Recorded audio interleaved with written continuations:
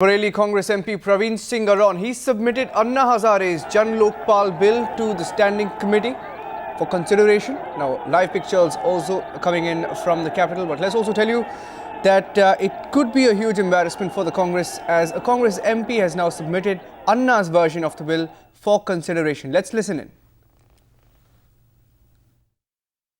ये हमने कोई विशेष बात नहीं करी है, केवल जो श्री अन्ना हजारे और उनकी टीम के द्वारा जो प्रस्तावित जन लोकपाल बिल है, उसको भी विचारार्थ इस पार्लियामेंट्री कमेटी के सामने, स्टैंडिंग कमेटी के सामने रखा है और उनके सामने पेश किया है, उनको दिया है, उनके सचिवालय में दिया है, उनके अध्यक्ष को दिया है और 18 तारीख को हमने दिया था।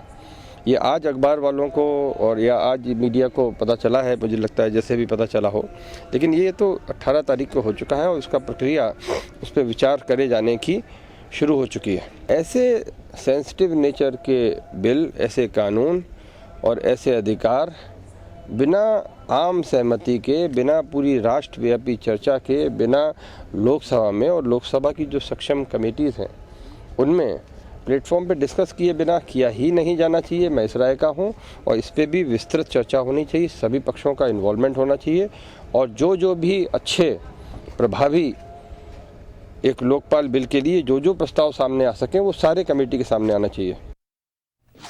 And we have Navika Kumar joining us on the phone line. Navika, we did try and get a reaction from the Congress, but they are not speaking much for the moment. But it could be an embarrassment for the party, isn't it?